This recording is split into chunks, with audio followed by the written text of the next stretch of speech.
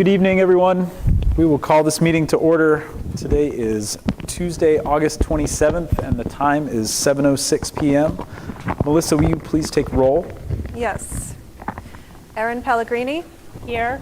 Welcome back, Mrs. Pellegrini. Thank you. Rich Poor. Here. Andy Cabarrus. Here. Carl Hubner. Here. Melissa Denton. Here. Thank you. And also seated at the board table is Superintendent of Schools, Bob Thompson, and our CFO, Jeff Dowd. Great.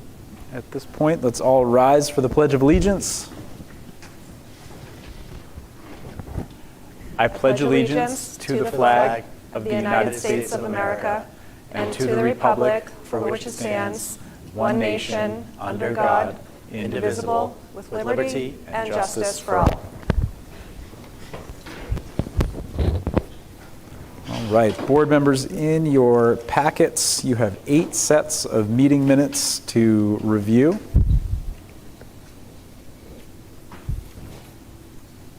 Chairman, I just wanted to remind the board might want to treat the June 11 meeting minutes separately just because one of our board members was not present at that meeting. Great, thank you.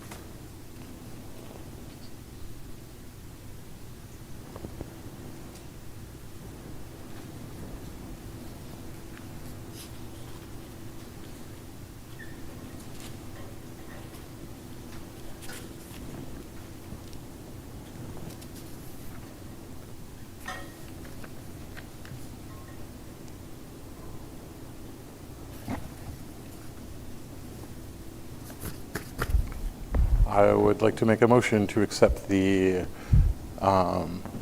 is it June 11th board minutes. Second?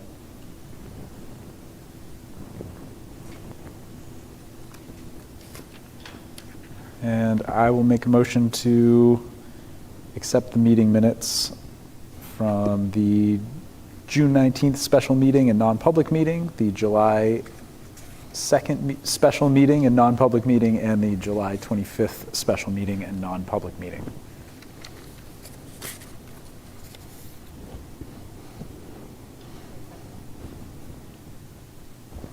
And can we back up and take a hand vote for the June 11th meeting minutes, please?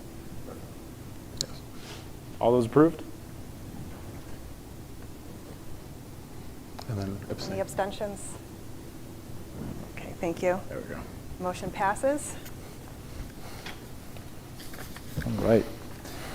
Moving on. Oh, sorry. So There's a motion on the table for the June 19th, Yes. the July 2nd, and the July 25th meeting minutes. all those in favor? Thank you. Abstaining, Mrs. Pellegrini? Keeping me in line. Okay, thank you very much. All right. At this point, we will open up the floor for public comment. We did not have anyone step forward for public comment tonight. Thank you. Moving on to current business. We're going to hear from Superintendent Thompson on some summer highlights by the school and his department. Yeah, excellent. So it's been a really tremendous start to our, at least our staff year as we prepare for the arrival of students. And I thought it would be appropriate to hear from our principals and directors to get an update from them. And so why don't we start off with Dr. Cheney, who can update us on the Central School.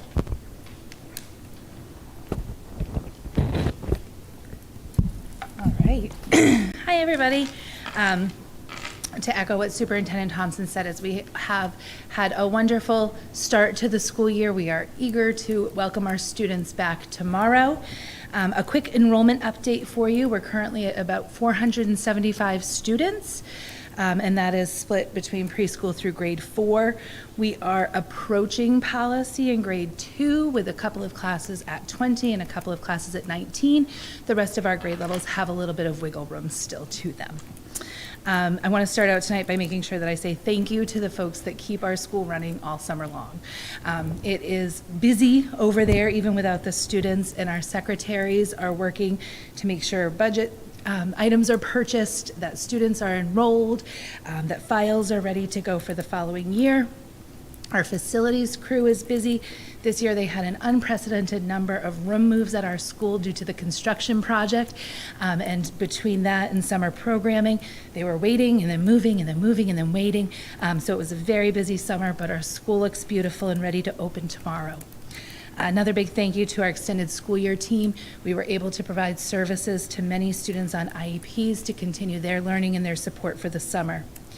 Additionally, we hosted several summer learning academies, things like literacy academies, art academies, and even some science, technology, engineering, and math academies where children were inventing things through Camp Invention. One of the hallmarks of our summer this year was our construction project. We do have a 2-room addition coming into our cove, and the project is coming along. The bulk of the project is now outside of the school with minimal internal disruptions. We were actually able to move into the temporary library today, so that was really exciting. They got the carpeting done and the ceiling done. There's still some HVAC work to do in there, so we'll have to close it down at a couple of points this school year to finish that up. But the great news is we were able to start moving our books in, and it's starting to feel more like a library again. And in addition, we've had 3 very successful opening days, as well as a couple of new staff orientations. We have hired some tremendous new staff this year. I am so excited about our team. We have strong para-educators, excellent teachers, and we've added, of course, another administrator to my school. So I think that we're in really good shape personnel-wise to start the year. We used an Olympic theme this year as we opened up. We focused on some team building, and we spent some time today reviewing our second step curriculum, which is our social emotional learning curriculum, with our teachers, because they're going to start teaching that in the classroom this year. We spent time reviewing our goals for the upcoming year. And of course, tonight was the icing on the cake. We had our open house, and it is just such a joyful time to welcome students and families to the school. I stand at the front door and welcome families in, meet our new families, welcome back our old families. And this year, Mrs. Stark joined me up front playing the ukulele the whole time. So, I mean, how you cannot have a smile on your face for the last couple of hours is beyond me. So we really enjoyed our opening, and we're looking forward to a great year. Are there any questions? I just have a really quick one, only because I've already been asked and I kind of already know the answer, but just for anybody watching. So Sure. The art on a cart, is that temporary? It Or is. that, okay, I just kind of already knew the answer to that. Just want to make sure that other people, anyone listening might have. Yeah, well, and let been me wondering. expand upon that just a Sure. little bit in case people are wondering. So during construction, art is on a cart. The great news is Mr. Trelli starts every year with drawing, which is a dry medium, and he'll be able to do that easily in classrooms. And library, like I said, is in a condensed space. She will go into the classrooms to deliver lessons, but we have that temporary library space for students to do their book browsing. So those are 2 temporary pieces that I look really forward to stretching our legs again once we have those rooms back. Okay, great. I just know people want to Yeah. know about that. Great It's a, question. an important piece. Absolutely. Thank you. You're welcome. And I'll just echo my appreciation for all the staff that participated in ESY and Summer Learning Academy, being in the drop-off line and seeing how many kids participated in those activities and how much staff it took to make all of that happen. Definitely didn't go unnoticed. So again, just really sharing my appreciation there. Yeah, our ESY coordinator, Kara Gordon, and our Summer Learning Academy coordinator, Katie Gallant, were rock stars in getting all of that staffed and organized and ready to go. Great. Thank you, Dr. Cheney. Thank you. Any other questions? Okay, if we want to have Mrs. Bernard give an update on the middle school.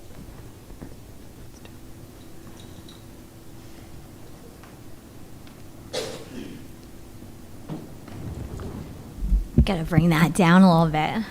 Hello, everybody. Welcome. Let's see. Can you hear me okay? Yep.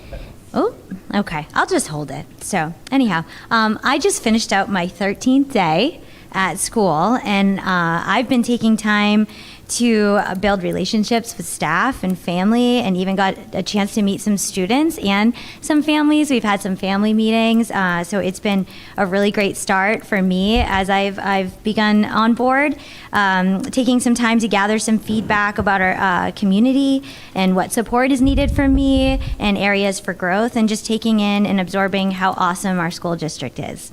I also would like to thank a bunch of people for their hard work over the summer. Facilities, I cannot even believe how beautiful this school looks as we welcome our students tomorrow. Our office staff, who has been working hard all summer, those involved in the Summer Learning Academy and extended school year programs. I also need to thank Assistant Principal Lynn Joseph for all of her work she's done over the summer, and then also helping me get on board. She's been a tremendous asset for me. And finally, our leadership team and the HMS staff for welcoming me into my role and helping me feel supported as we start the school year. The first couple days, as Dr. Cheney said, we had a couple workshops that we offered, wonderful opportunities for professional development for our staff, including Charlie Applestein to help us focus on relationship building and positive communication. We held some building workshops, including supporting students with challenging behavior, where we highlighted, again, the messages of Charlie Applestein, building classroom culture, and then provided some in-person and online training on bullying, cyberbullying prevention, and management. On that note, we've already looked at our bullying investigation tool, and we've made some improvements. So I've highlighted that as an area of need for our community. So we've looked at implementing an electronic form for bullying investigations, complete with timelines and resources needed for allegations regarding that. I've created a student statement form to ensure due process for our students. Together with our district leadership team, we created and are set to roll out an online bullying report form that I know Mr. Thompson is going to talk about, which will give our community access to reporting issues as they come up. That's going to be really great. We've also been talking a lot about prevention of peer conflict in bullying. And we've identified utilizing our advisory to build lessons on kindness, empathy, anti-bullying messaging, and adding community service projects.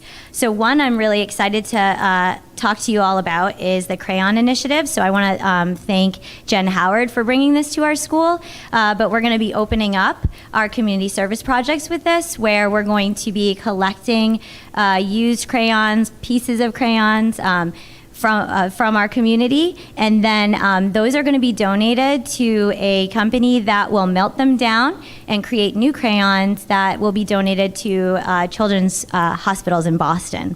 So just a really great way to start the school year off strong with a message of kindness and empathy for our students. Also, in addition to this, our advisories are going to be rolling out our One School, One Book program. So we've had a committee working really hard on that, and we did roll that out in some of our opening days, or one of our opening days, and we did a read aloud with our staff, and so we're really excited to be reading Refugee 87, which is a story of friendship, struggle, survival, and hope as a school. We are going to even have some teachers that are going to be creating some curriculum around that book as well. So I've had several teachers really excited about that, and I have some to share with all of you. So we had a great open house that we just wrapped up. I got to meet many families and students, and we're just thrilled to welcome them to our school and get started with the learning. So thank you so much. Do you guys have any questions for me?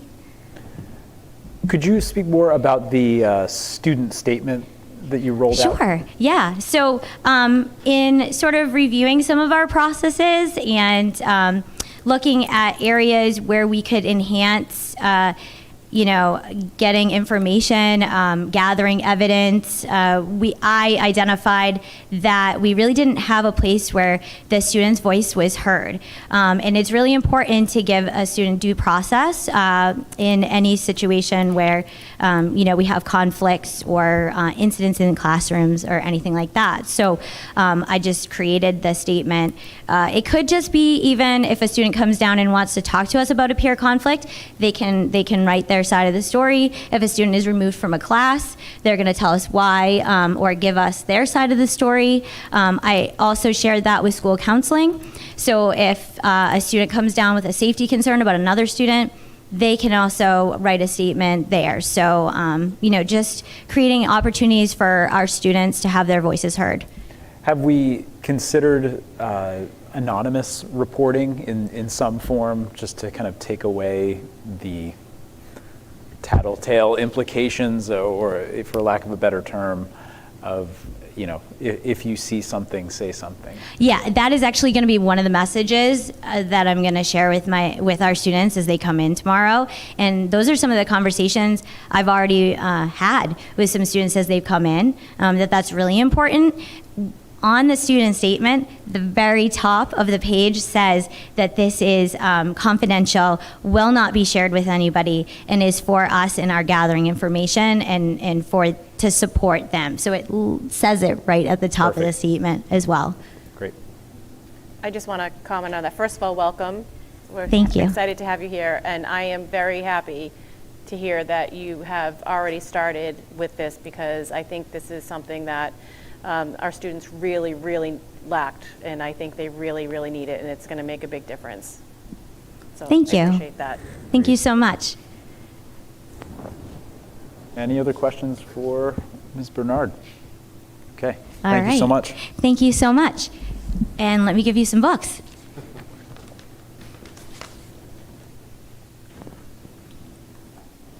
Thank you. Awesome. Thank you.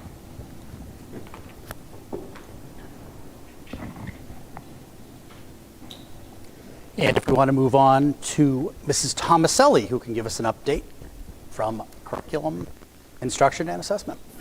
Good evening, everyone. The principals have done a beautiful job outlining many of the things that I would bring to you around Summer Learning Academy, and also Charlie Applestein, so I don't want to repeat. I just did want to say that we had 182 students participate in Summer Learning Academy programs this year. We offered 17 different offerings to the community, all free of charge, with certified teachers in front of them throughout the month of July. So I'm so proud to have these programs in place. I think they're a tremendous service to the community. And there's some really amazing things that come out of them. So one little story you might not know is we offered the science of cooking for the first time this year. We capped it at 11 because of materials cost and also the partnership we have with the St. Anne's Kitchen. So they did some externships and went over there and met Jim Carey and learned how to make their own mozzarella, make their own pizza dough, and then use the pizza oven in the community garden. From that, one of our students really enjoyed the experience and went on to work at the food truck for the rest of the summer, helping to prepare meals, package them, and give them out to students. So having that food truck every day in Hampstead, Monday through Friday, I don't have a head count from Mr. Carey about how many lunches were given out, but it grew as the summer went on, and we're really looking forward to that partnership again next summer. That food truck is sponsored in part by the Alexander Eastman Foundation, so I just really want to thank him for making this come to life, because that then turned into a very unique personalized learning opportunity for one of our students, and I see it growing next summer. So that's just one example. We've had many other remarkable programs that were selling out very quickly. In fact, they fill up quickly. So it's exciting. I just need to remind you that some of this is from our budget and some of this is grant funding from ESSER. So for next summer, for us to pull this off, we either need to put it into our operating budget or we're going to need to collect some type of deposit from families to participate. So we can deal with that when we get to budget season, but I just wanted to put that on your notice. As Mrs. Bernard mentioned, we had Charlie Applestein come and do a training with us on strength-based approaches to teaching challenging students and how we regulate ourselves. And he's a kind of a nice mix of professional learning and comedy, and brought some really helpful rhyming strategies and ways to connect to children when they are in difficult situations. Some other things you may have heard about this summer, we're having some changes to our mentor program. This is really, we're going to treat this year as a pilot year. I have designed a new model that's more of a team mentorship rather than the traditional one-to-one mentorship we've used here for a while. And part of the reason for this is that we really need to meet the changing needs of our new hires.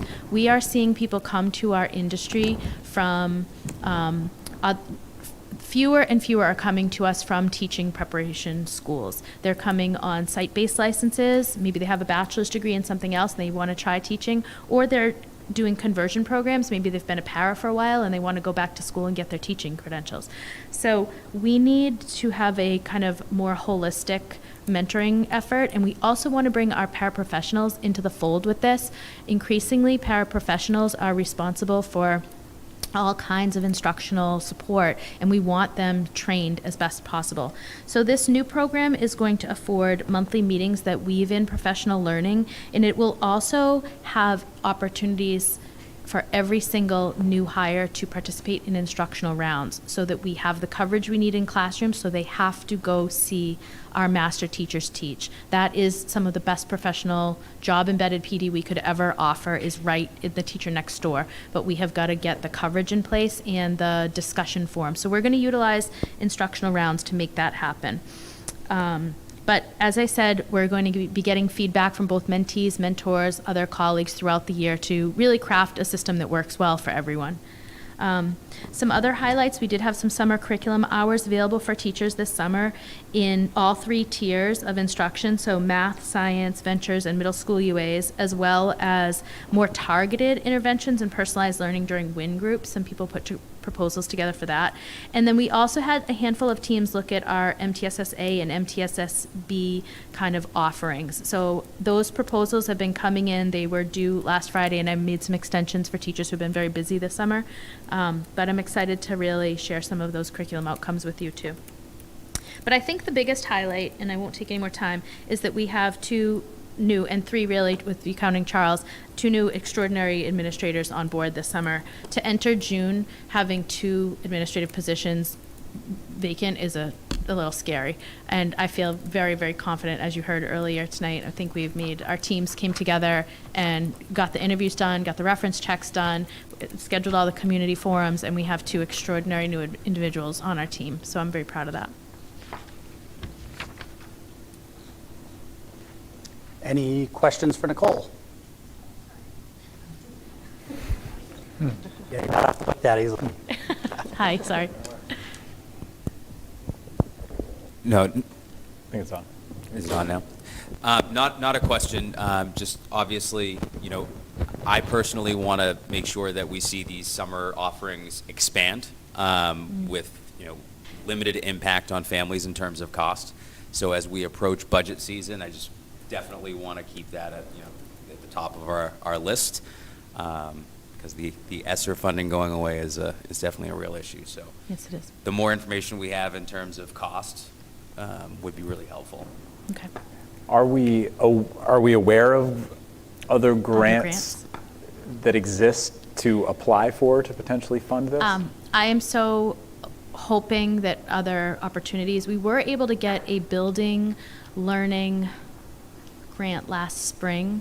It was a 1 year, and I believe it was left over from ESSER 2. So I'm kind of hoping with the closing of ESSER 3 that there's maybe some monies around the state that haven't been spent, and that's where I will definitely be seeking grant opportunities. And if there are, other organizations outside of title grants, outside of the state that want to support summer enrichment, I'll be happy to apply for those funds as well. So if you're companies or if you know of regional things or New England, I think we need to get really creative in actively looking for grant opportunities to keep this going. And have we done the what-if scenarios yet of what the impact to families would be if we went the route of charging a fee?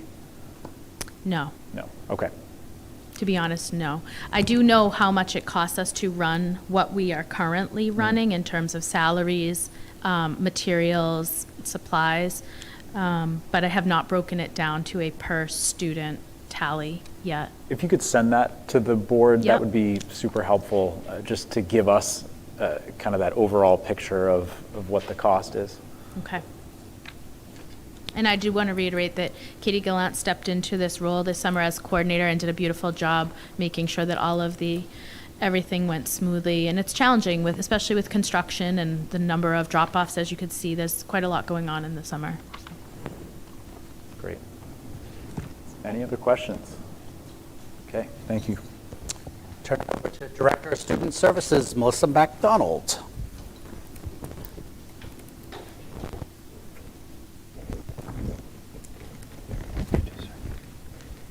Good evening. Oops, sorry. I was trying to push it up and I took it off. I had sent a couple of weeks ago an email regarding the outcome of our extended school year program. I came in and was just amazed at the organization that Kara Gordon puts into the program itself, how the staff was so nicely broken out by group, by age group, by area. The use of this building in addition to Central School to help with that transition for the fourth graders coming up here to fifth grade so they could become familiar with their buildings and just the areas that they may be seeking out. And then the time that she put into summarizing everything and putting together the progress reports at the end that go out to all of the families. We are, in addition to extended school year, excited that we are fully staffed this year. So all of our teaching positions, as far as case managers, related service providers, they are all filled. We do continue to contract for some of our positions, whether that be because we do not require a full-time staff member based on the limited number of needs that position is required for, or in some cases because we just need a little bit of additional help. We did not get any school psychology interns, so we are contracting with a person for 2 days a week at Central School and for 1 day a week up here at the middle school to assist our school psychologists. Mrs. Flynn, our assistant director, is continuing to manage our transition to Pinkerton as well as our out-of-district caseload. So she's been working tirelessly to make sure that students are getting the services that they need within their private special education setting, within our public charter schools, or if they are receiving an outside reading service, as well as that specialized transportation with Durham School Services or another vendor that we have started using, Royal Rides.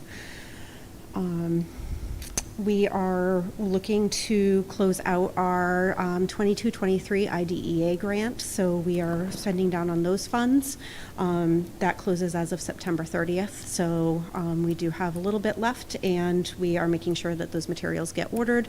And then next would be our 23-24 grant, looking at those funds that are still left available to be spent down on. I will be working with Jeff Dowd to report out on those soon. As budget season starts to get up and coming soon, I'll be working with the teams to see where the visions had been back in June with our previous director, so that we can start to build our budget, look at where our student needs are, and hold true to some of the plans that had started with her back in the spring and early summer. And just in general, the welcoming that I've received since starting here August 1st has been amazing. I'm really excited to really get in now that staff is here. People have been stopping by, just updating me on things, and I really appreciate the open-mindedness as I continue to navigate my way through. Anybody have any questions? This might be an obvious one for the educators on the board, but for the non-educators on the board, I'd like to know what types of materials get purchased with IDEA grant funds. Of course. So Central School has been working to build a space for some of our students that require some ABA programming if they are on the autism spectrum, or if they're having some dysregulation in their behaviors, having some materials to access to help calm and be able to return to the classroom in a timely manner. So there was money set aside within the IDEA grant to just expand upon some of the materials that either may be worn out and need replacement, or that are newer that we did not have that we can continue to build with and give access to more, so that students can remain in the classroom as much as possible. Great. I want to welcome you as well. Thank you. It's like integrating, so it's good to have you on board. Thank you. I'm glad to be here. And if I could just add, too, there was an omission in Melissa's report, a very important one, which is we were asked to judge the Science of Cooking class, which is one of the Summer Learning Academy. Yes, that was my first And tour of the district. It I was, there. and so they were making cookies, and we had to judge them and rate them on various categories. And I tell you, Melissa's quite the sport, because I didn't tell her, and she was here for a tour, and I didn't tell her about the cookie judging contest until we walked in here, and I said, hey, why don't you have a seat? And the students came out and presented their cookies, and it was a very good sport for something that was very last minute. I would have asked her in advance, but I was afraid she would have said no. Right. And those students were so proud of what they did, as they should have been. It Yeah. was amazing. Yeah. Great. Melissa, Missy, do you have a question? You got to turn on the mic. But Can you hear me? Yes. I just had a question, since you mentioned the ABA programming. Do we have our own program for that at the Central School? Are we contracting out for that, or do we have enough students to support our own staff? A little of both, to be honest with you. So our BCBA, Stephanie Pomakato, is the one that works with the staff to develop those plans. We have RBTs, Registered Behavior Technicians, that have been hired through the district as well as contracted into the district, and Stephanie provides oversight directly to those RBTs. Part of the requirement is 5% of their time per week, which is approximately 6 hours a month, requires direct oversight in order to be able to keep up their certification.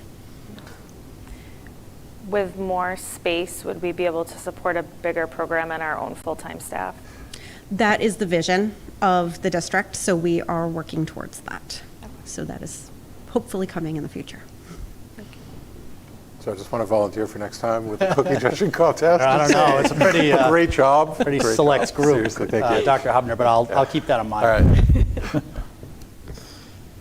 And we'll go with Director of Technology, Joe Dion.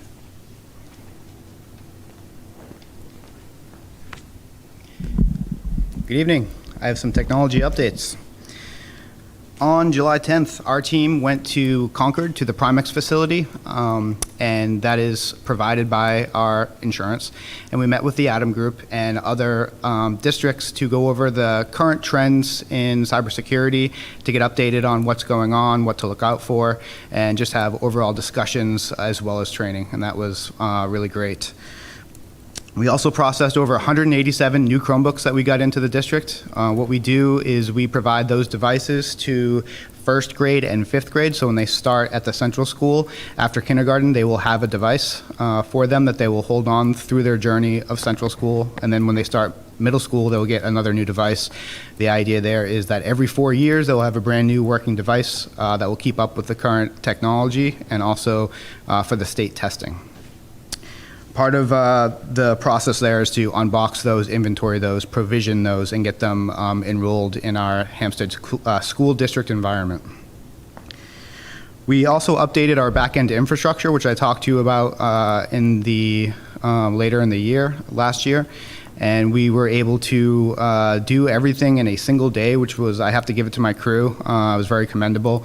We scheduled 2 days of downtime to remove all of our switch stacks and network appliances, and we were able to do it in really good timing. I was actually off-site working with the administrative team, and it's very nice to see how well that they work in a professional setting. I'm very proud of them. We also changed all of the student passwords this year, as we do every year. So every single password has been changed. The Chromebooks have been distributed to the classrooms, to the homerooms at Central School and the advisories at middle school. What we're doing is we're going to be handing out the passwords to the students after the guardians sign the acceptable use policy. We're making really good progress, but for any parents that are listening right now, I will be sending out an email tomorrow morning. I can go into PowerSchool and select anyone who has yet to sign the permissions and agreements, and I will be reminding everyone that they need to do so.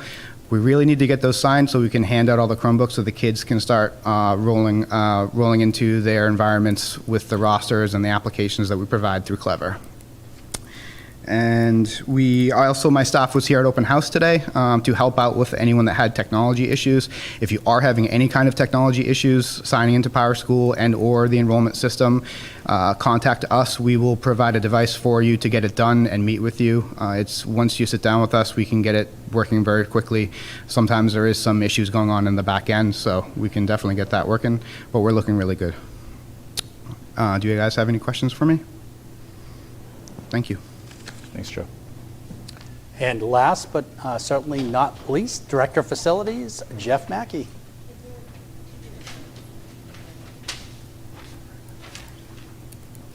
All right, save the best for last, right? All right, so a quick facilities update. As you heard, this summer was kind of a non-stop, extremely busy summer for the entire facilities crew. Along with our yearly summer deep cleaning and general maintenance, we had to battle about 18 room moves at Central School, as well as helping out with the Central School Addition project and a handful of larger summer projects. Those included the boys' locker room here. The floor got completely redone, and we were able to fix some lockers, and it's now a polished concrete floor. We were able to paint it all. It looks like a brand new office in there. Well, we also did the office. It looks like a brand new place. The 7th grade wing was recarpeted. A ductless mini split was installed in the Hampstead Middle School library and computer lab. That's up and running and nice and icy cold for them. The new truck arrived today. The plow and dump insert are scheduled to be put in soon. We added 8 more floor units, air conditioning units in 8 more classrooms, which is now helping cool. I still have a handful more to do, and I'm hoping to get that done by next year for all traditional classrooms. A few of the other rooms here are going to be tricky because they're so large. We also were able to install 2 large commercial exhaust fans in the gym cap at Central School to help with airflow and making it a little bit more comfortable during these warmer months. And last but not least, we were able to wrap up a grant-funded project, the cell boosters at Central School.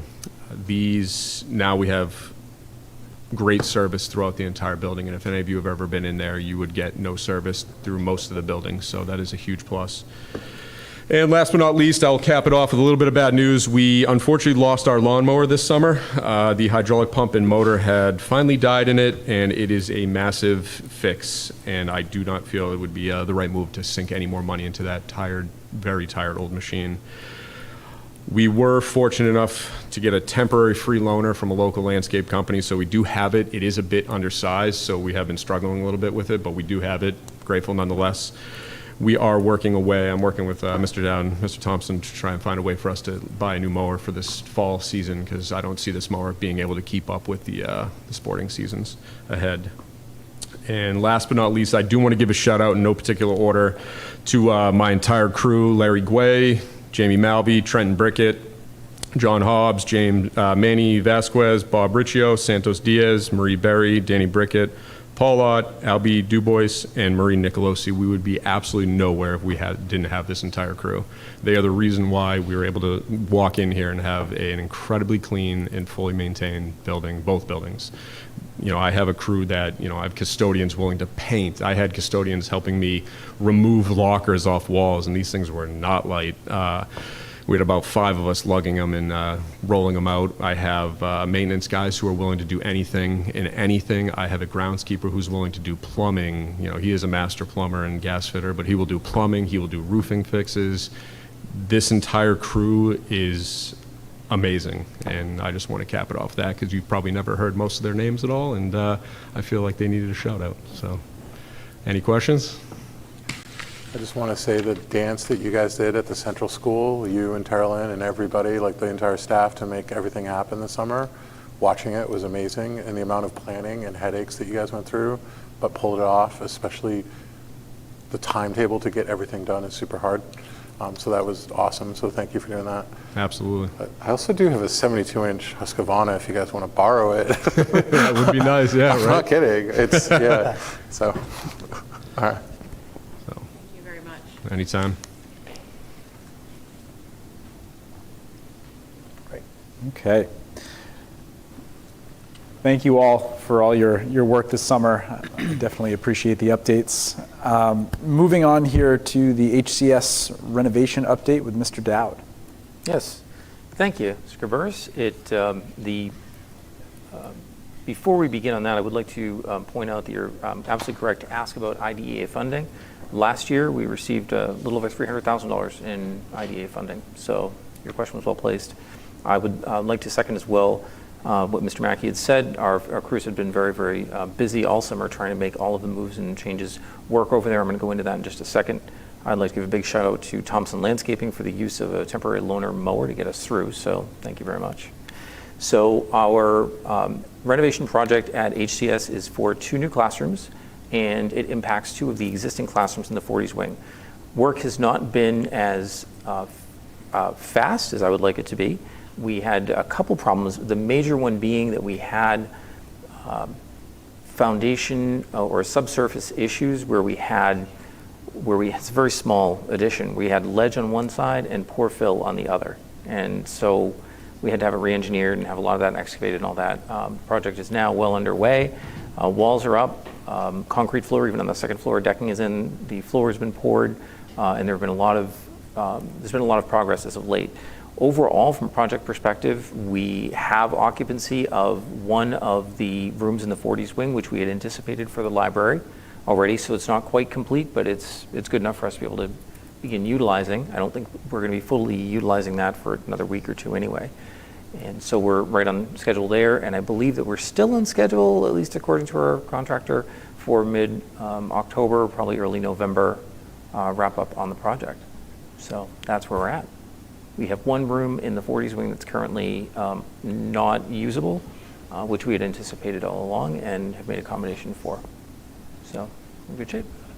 Yeah, I was in the 2 meetings when we found the ledge issue and also the biggest, most gigantic rock that they couldn't get out of there.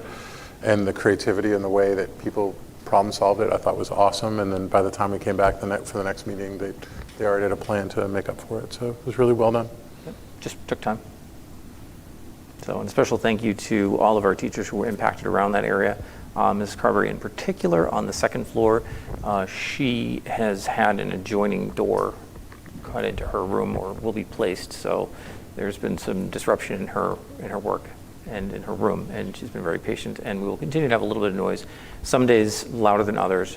We're trying to keep ahead of it so that Dr. Cheney can work with her staff to plan accordingly. So, but the room moves over the summer were impressive, and we've been able to relocate a lot of those functions already. Not necessarily comfortably, but they're relocated. And is Ms. Carberry in her original classroom now, or has she been relocated? She's in the classroom on the 2nd floor of the 60s wing, immediately adjacent to where one of the rooms will be. The work's being done. Yeah. Okay. So she's in the room, and she's had to have a hole cut into her wall. Right.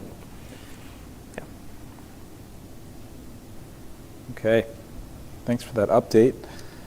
Any questions for Mr. Dowd? All right. Moving on, Mr. Dowd, the financial encumbrance review and approval. Okay, I have on the screen behind you, and I apologize, we're actually at a great spot this year. We don't have a lot in encumbrance, and I try and get this on the agenda around this time every year to let you know what that is. This is the lowest that we've ever had to encumber. The purpose for my putting this on the agenda and for us to be able to discuss it is to let you know encumbrances are costs that we've committed to, which have not necessarily been delivered, for which we are going to roll over the budget from the 23-24 year into the 24-25 year, and when those services are complete, we'll pay that bill. It's only $25,744. This year, we really have, I think, done a great job making sure that our payables are caught up and that anything we've committed to, we're trying to get taken care of and resolved in the year in which it started. So a lot of the construction costs you'll see are not in there due to the fact that those really are pay-as-you-go, and we have some that are in our accounts payable, but nothing that is an encumbrance. So I'll share those with you if you'd like to approve those. If you want to make a motion to approve encumbrances as presented, that would be great. Audit has already come in, completed their work, taken a look at them, and have had no issues with them. A lot of what you see are, for example, for coursework. That's what I was going to ask. Yes, you'll see some nice round numbers up there, and a lot of it's for $1,000 for coursework, which we've committed to pay, but for which the course needs to be completed.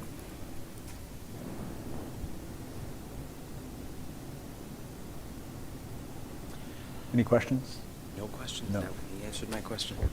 I'd like to make a motion to accept the encumbrance schedule as written. Second. All approved.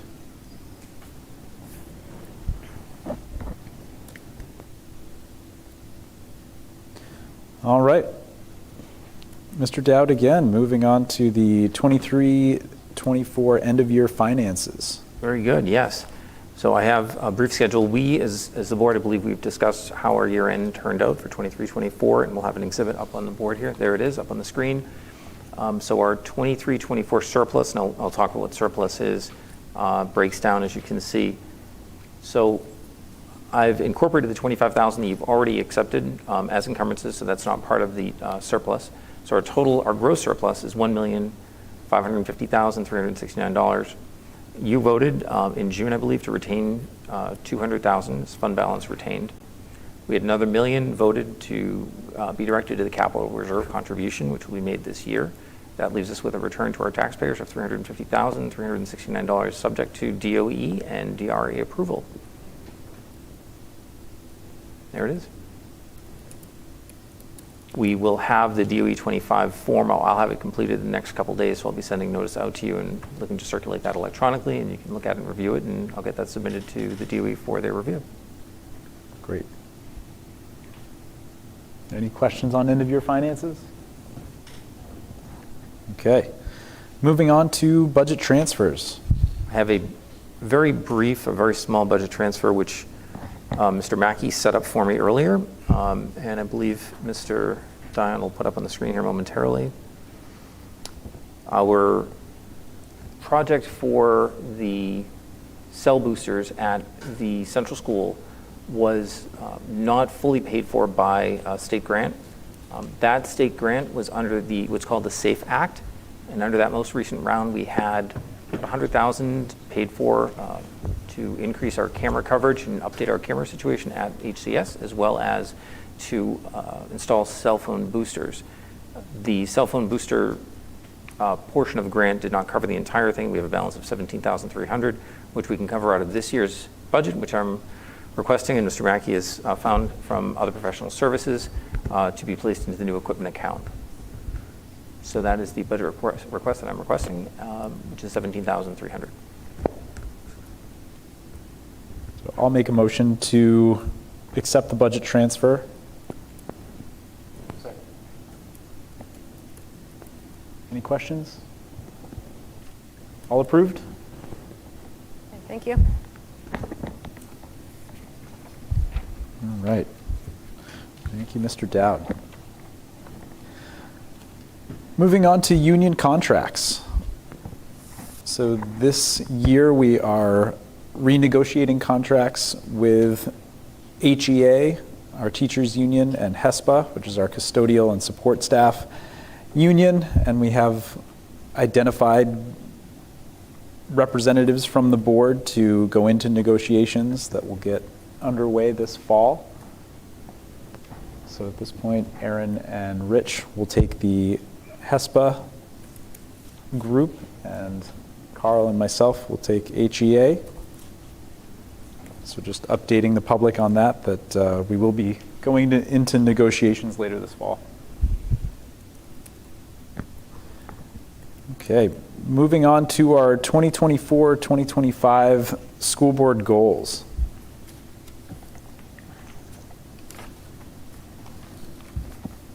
So in your packet, you should have the goals in front of you here. And just to review what the board goals were in the previous year, one was digital literacy, to create a learning environment that is conducive to collaboration, creativity, critical thinking, problem solving, with the integration of technology. Next being facility improvements, to bring about facilities improvement in order to meet at a minimum current state and federal standards for educational institutions based on informed safety requirement recommendations. We have appreciation of diversity and inclusivity, strategic plan, continuing to support the implementation of the 2022 through 2025 Hampstead School District Strategic Plan. We had a goal related to budget, to develop an executable budget for the school district. Effective use of financial resources with attention to grant funding. To continue to be stewards of school district budget by encouraging and supporting the administration to seek funding through state, federal, and local grants. Innovative practices to support the district-wide implementation of innovative practices and universal design for learning by staff. To promote intellectual, social, emotional, and physical well-being of all students in the district. And finally, more outdoor community-based learning. Continuing to implement and grow opportunities to establish experiential outdoor community-based learning and evidence-based practices which foster resilience while building a sense of community and connection.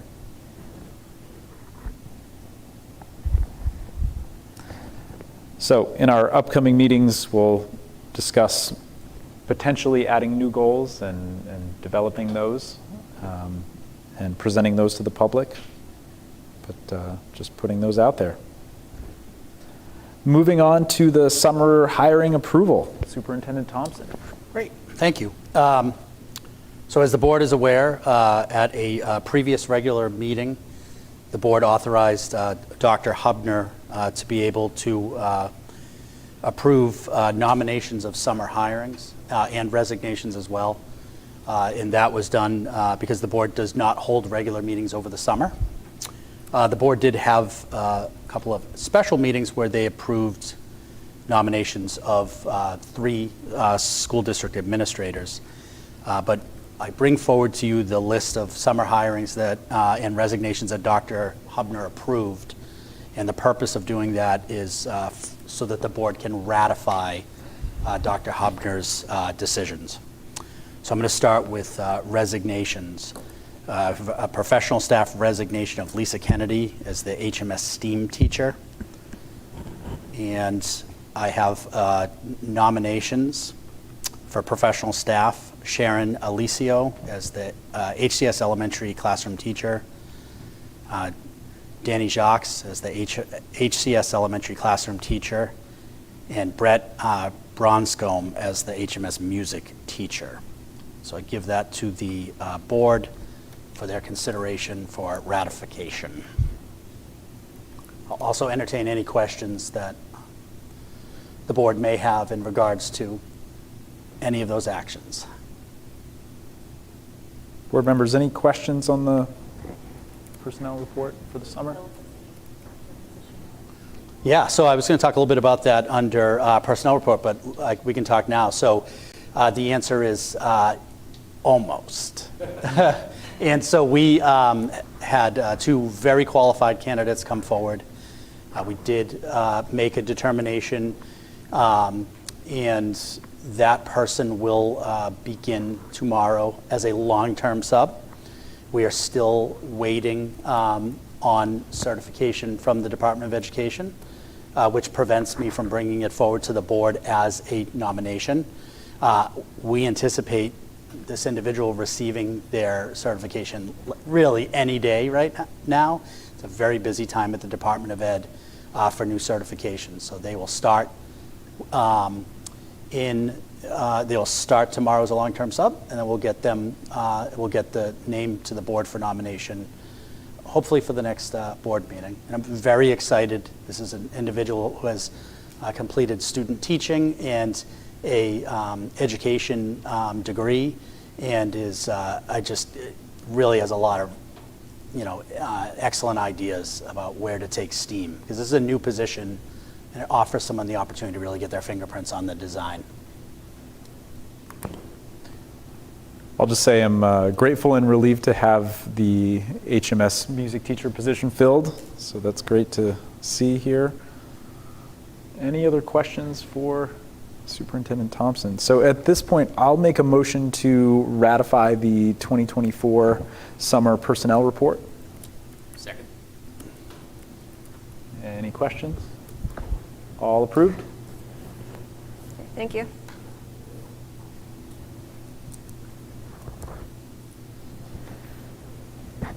All right. Board comments and correspondence. Anything any board members would like to share or talk about or discuss? No? Okay. Moving on to the consent agenda. Mr. Thompson, do you have the 2024-2025 personnel report? Yeah, so the personnel report is where we have a long-term sub for the STEAM position. And again, hoping to bring that name for nomination at the next board meeting. But otherwise, we're good to go. We really are, and that's exciting. And not a lot of school districts are able to say that about the first day of school.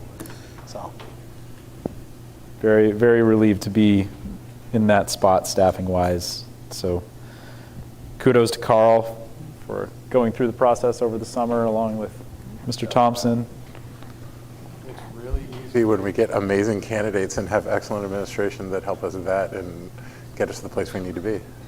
This is I've said it before, it's a destination district. We had very few openings. This is a place people come and they tend to stay here.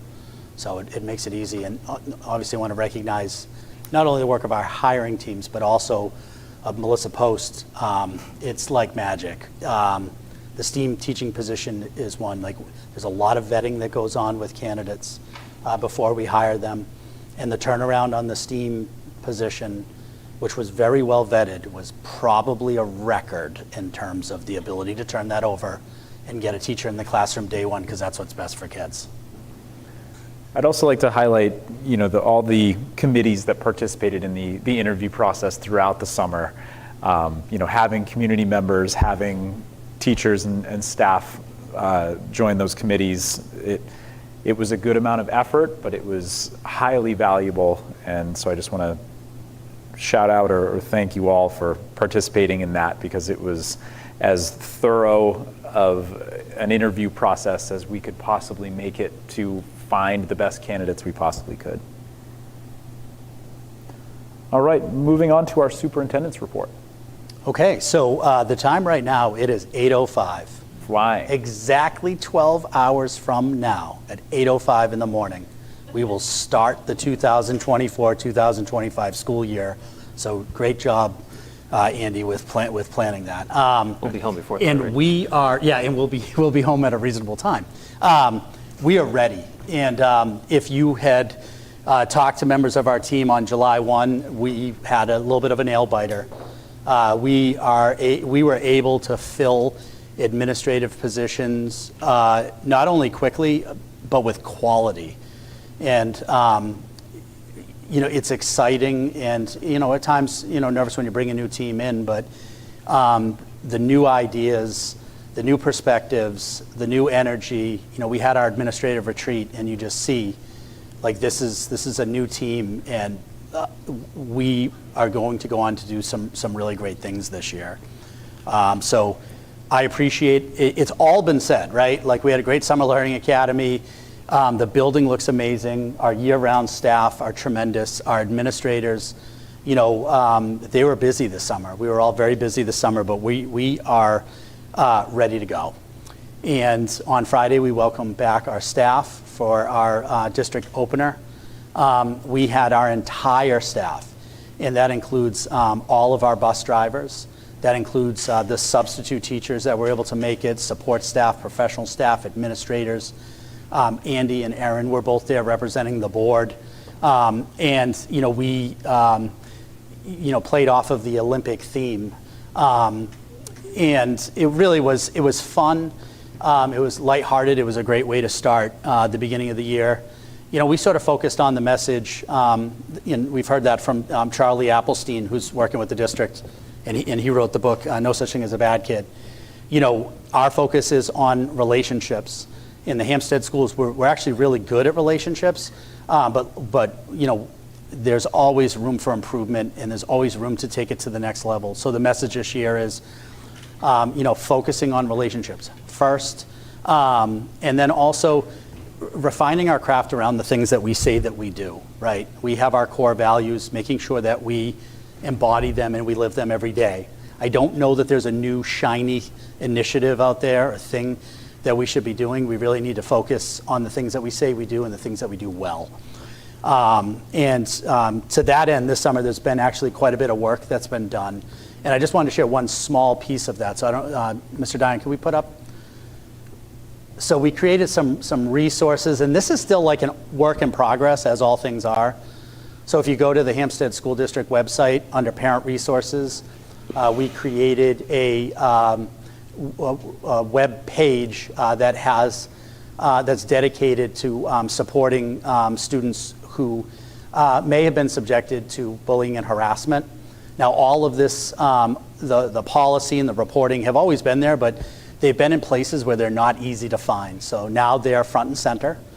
And so a portion of the website defines bullying, provides access to the policy. There's also additional resources on here, and again, work in progress. This will grow over time. It will become refined. But we, you know, put some resources on here, like the New Hampshire Department of Education. There's some really amazing resources that they have, training for staff. They have resources for parents, resources for schools. There's also stopbullying.gov, and that is the federal government, the Department of Education. That's a collaboration that they have with nonprofit. Same thing, there's a number of different resources on there as well. And then also there's a community partner here in southern New Hampshire called the South Central Public Health Network. And what they do is they provide resources to families of students you know, who may have been victimized by bullying. And one of the new features that Principal Bernard talked about that is on here, Joe, can you click on the Hampstead School District online bullying and harassment reporting form? Just so you know, the picture on the front page, also when you click on that, goes right to the form. Excellent. Repeat it. So, Joe said the picture on the front page of that website, if you click on it, goes directly to the form. So the Hampstead School District has had a reporting form, procedure JICK-R. It is a PDF that's on the website. If you wanted to report bullying, you could print that off, fill it out, scan it, send it back to the school. Well, welcome to the 21st century. Our form now, we've taken that form and just created a Google form out of it. It's the same spirit of the previous document. It allows people to come in and to use this online form, and we'll push this out to parents in future communications, and it's available on the website. So staff, parents, students can access this form. They can make that report. When they hit send, I get a notification that the form has been submitted. So right away, I know that a parent has filled out this form. The administrators also get a notification as well that the form has been filled out. So, you know, there's no lag in that reporting time. And reporting time to the superintendent is comes at the beginning of the process, whereas by policy, before it was at the end. I would get the copy of a report, substantiated or not. Now I'm getting that information when a parent fills out the form. It's critically important, and Amy and I discussed this with the staff today at the middle school faculty meeting. The policy requires notification to the principal. It doesn't specify how, right? So people who want to give Amy a call, report directly, I mean, a parent, you could write it on a napkin. There is no one way. You are not excluded from submitting a bullying claim if you didn't use the form. Some people may not want to use the form. And again, we're trying to create better pathways for people who want to report bullying to be able to do so. I had a staff member say, don't you think this is really going to really open this thing up, and you may get a lot of these? Yes, we will. And I see transparency and our diligence with dealing with these issues to be a very, very high priority, and I know the team does as well. So the increased traffic, the increased forms that we may get, that's a good thing. And it doesn't stop here, and I'm not going to steal a lot of the thunder, because I've sat in on several of the meetings that Mrs. Bernard has had with staff and conversations that we've had at the Central School at Well about being proactive, creating that culture of inclusivity, the culture where bystanders stand up for one another. And that's going to play out this year in our advisory program with enhancements that Amy's looking to make in our community meetings, in our morning meeting model that we've instituted at the Central School. So these changes are not just these superficial online forms. There's a commitment for us to be better. Again, you've heard me say before, we are committed to continuous improvement. And operating off of a lot of the feedback that we received at the end of the school year, we're making many of those changes, and this is just one that I wanted to share. The other piece I just want to share is I just sent out a communication to our families about Triple E. I know many people have seen the news story and the notification that there was a resident of Hampstead who passed away from Triple E. So we have been in contact with the town and have received some guidance from the Department of Health and Human Services, and will follow any recommendation that they may make. A lot of the response is done through the health and safety officer in the town of Hampstead, and that's Chris Emerson. And Jeff has been in continuous communication. I've also had conversations with Lori Warnock on the board. And so, we will take the lead from the town in terms of what their response looks like. But we're also not going to sit on the sidelines and wait for that. So we sent out some resources to parents, things parents can be doing. We also have our contractor for pest management, and that's Pest End. They are going to be installing devices tomorrow morning prior to the start of the school day that essentially are like mosquito traps. And what they do is they contain a chemical that is not harmful to humans that essentially neutralizes larvae and also mitigates some diseases that mosquitoes carry. Aside from that, we're going to continue to monitor the situation. We're also going to continue to follow the Department of Health and Human Services recommendations. When things like this happen, there's a lot of support from state agencies, and we follow their lead. We're not going rogue. We lean into the experts. And those are the steps that they believe are the best for us to take.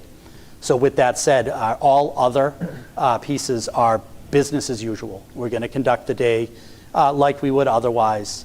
Students will still go outside for recess. There will be after-school activities. The time of the greatest risk is at dawn and at dusk, so having kids out at recess does not pose any additional threat. And it's just important that we're getting information out to families. The timing could not be worse when it comes to tomorrow being the first day of school, especially if you're sending your kiddo off for the very first time, I imagine that might cause a little anxiety. We're here to help you, and we're here to support you. And I'm sure I'm missing something that I know I was supposed to talk about, but I also know tomorrow's the first day of school, and that team over there is saying, speed it up. We need to get home and get ready for tomorrow. So with that said, I'll entertain any questions that the board might have about anything I discussed or otherwise. No, I think you ask it. I think if yeah, go for it. Let it rip. Yeah. Yeah. And maybe it's not a fast thing, but as far as the online bullying reports, I don't see you reviewing everyone, or do you want to review everyone? I'm just wondering if you're not going to review everyone, how you guys wrap around. Are you going to meet? Is there some process in place to, I guess, discuss all the reports? Yeah, with so it administration? can be a tricky thing because you know, parents, students, and even staff, I am the person, I become the appeal. So what I need to do is I get the alert, the administrators get the alert, and then I send them as sort of a redundant system, like, hey, there's something in there. I'm going to start by looking at who's making the report, and then when we get into the details of the who, what, when, where, how piece, that's where I'm going to stop, right? And you know, I can look at that information, but I think that to keep the investigation at the building level where it resides in the law, in policy and in procedure, I think that's important. To be clear, you know, the building principals, we consult, I mean, we consult with each other every single day. And there are, you know, information that can be provided of a hypothetical nature, or we take students' names out of it. So, but I can tell you this team, myself included, this is a vigilance with this issue that will ensure that all of these are followed up in a timely manner that's consistent with the law. Yes. Oh, yeah. So none of the mechanisms, this is in addition to all the things that we are doing. So they have to start an investigation within 5 days. They have to conclude it within 10. They have to send a copy of that to me, whether substantiated or unsubstantiated. They have to, you know, we do reporting to the state of New Hampshire's aggregate reporting that we do at the end of the year. That's part of our our Department of Education student safety report. All right. Any other questions? Okay. At this point, we will adjourn the meeting at 8:17 p.m. Thank you, everyone.